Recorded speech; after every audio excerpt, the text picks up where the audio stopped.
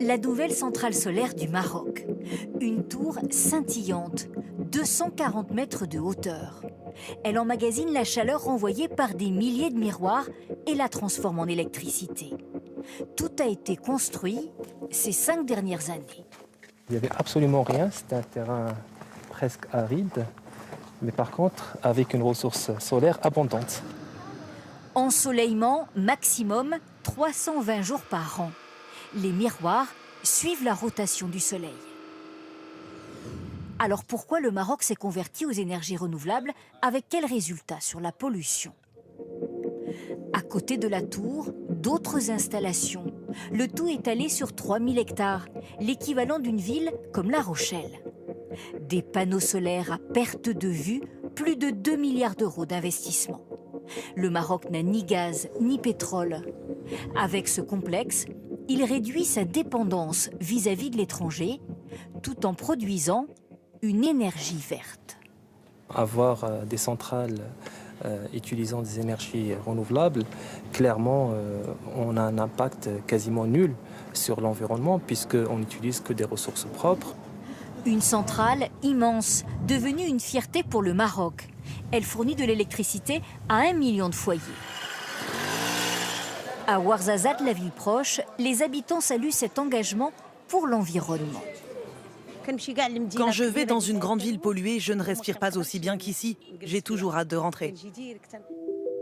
Le solaire est l'autre richesse du Maroc, le vent, le long des 3500 km de côte. Ici, 70 éoliennes, tout près des maisons.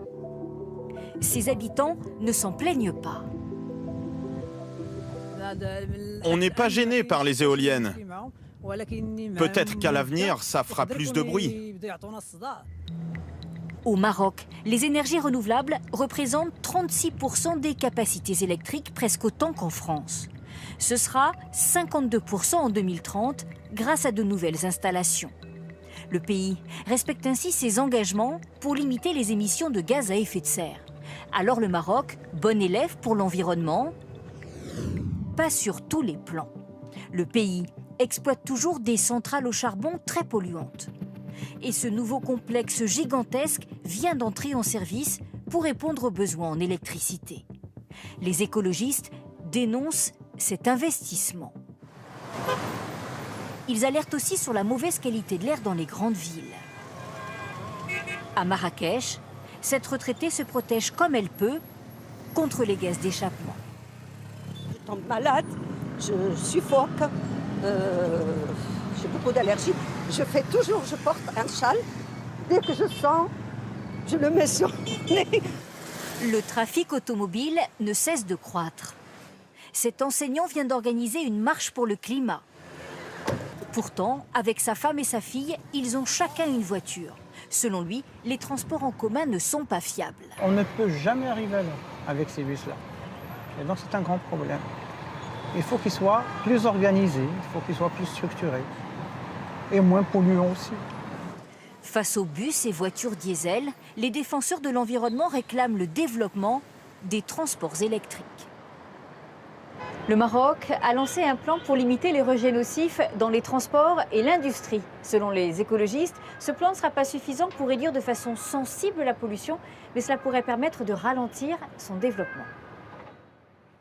Bonsoir Anthony Joly. Bonsoir. Quels sont les pays qui émettent le plus de CO2 ? Alors les 3 plus gros pollueurs, les voici. La Chine, les États-Unis et l'Inde, à eux seuls, ils représentent 85% des émissions de gaz à effet de serre. Ils ont tous signé l'accord de Paris, mais ils ne le respectent pas. Les États-Unis vont d'ailleurs se retirer officiellement l'année prochaine. La Chine, elle, s'était engagée à ne plus construire de centrales à charbon ou à ne pas en relancer. Promesse non tenue, plusieurs ont été remises en route l'an dernier. Conséquence, les émissions ont augmenté de 5% l'an dernier. La Chine, bonnet d'âne donc, mais si on calcule au prorata du nombre d'habitants, ce sont les pays du Golfe, gros producteurs de pétrole, qui sont les plus mauvais élèves. Quels sont maintenant les secteurs qui polluent le plus ? Alors le premier, et de loin, c'est celui de la production d'énergie et d'électricité. Il représente 41% des émissions de CO2. En deuxième position, les transports, 24%. Enfin, l'industrie, 18%. Et alors, quels sont les meilleurs élèves ? Alors selon plusieurs rapports, il n'y a que 16 pays sur 197 qui ont pris les mesures politiques adéquates pour respecter l'accord de Paris. On peut citer la Norvège, la Macédoine et le Japon. Le Japon, grâce au développement des énergies renouvelables, mais surtout grâce au redémarrage progressif de 9 réacteurs nucléaires mis à l'arrêt après la catastrophe de Fukushima en 2011. Merci Anthony.